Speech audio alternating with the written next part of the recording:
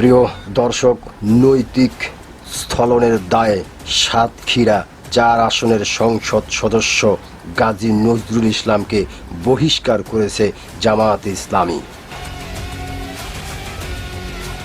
এখন জনমনে প্রশ্ন উঠেছে, গাজী নজরুল ইসলামের সংসদ সদস্যের পদ থাকবে কিনা বা তার এমপি পদের কি হবে। বুধবার 22 জুলাই বিকেলে দলটির এক বিজ্ঞপ্তিতে এই তথ্য জানানো হয়েছে।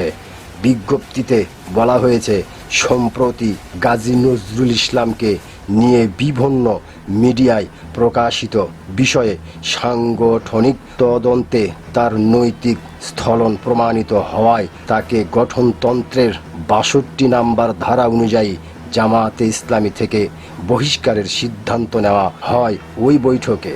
একই সাথে তাকে সংগঠন থেকে বহিষ্কারের বিষয়টি নির্বাচন কমিশনকে অবিলম্বে অবহিত করার সিদ্ধান্ত বিজ্ঞপ্তিতে উল্লেখ করা হয়।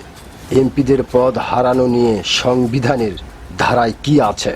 সংবিধানের ৭০ অনুচ্ছেদ অনুযায়ী সংসদ সদস্য পদ তখনই শূন্য হয় যদি কোনো সদস্য যে রাজনৈতিক দলের মনোনয়ন নির্বাচিত হয়েছেন সেই দল থেকে স্বেচ্ছায় পদত্যাগ করেন অথবা সংসদে দলীয় সিদ্ধান্তের বিরুদ্ধে ভোট দেন।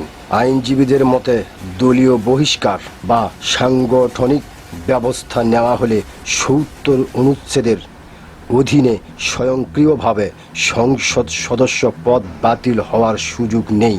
তবে ফৌজদারি মামলায় তিনি যদি এমনভাবে দণ্ডিত হন যাতে সংবিধানের ৬৬ অনুচ্ছেদের ও প্রাসঙ্গিক আইনের অধীনে তিনি সংসদ সদস্য থাকার অযোগ্য হয়ে পড়েন, তখন বিষয়টি সাংবিধানিক প্রক্রিয়ায় নিষ্পত্তি হবে।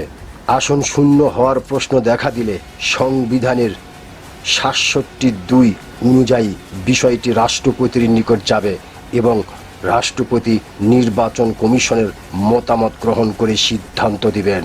এছাড়াও কোনো ঘটনায় ভিডিও ভাইরাল হওয়া, নৈতিক বিতর্ক তৈরি হওয়া, সামাজিক যোগাযোগ মাধ্যমে সমালোচনা বা অভিযোগ ওঠার কারণে সংসদ সদস্য পদ স্বয়ংক্রিয়ভাবে বাতিল হওয়ার কোনো বিধান সংবিধানে নেই।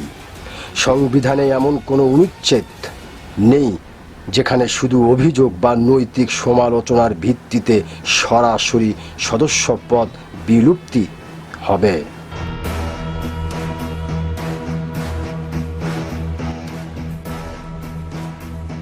প্রিয় দর্শক, এতক্ষণ আপনার মূল্যবান সময় দেওয়ার জন্য আপনাকে অসংখ্য ধন্যবাদ।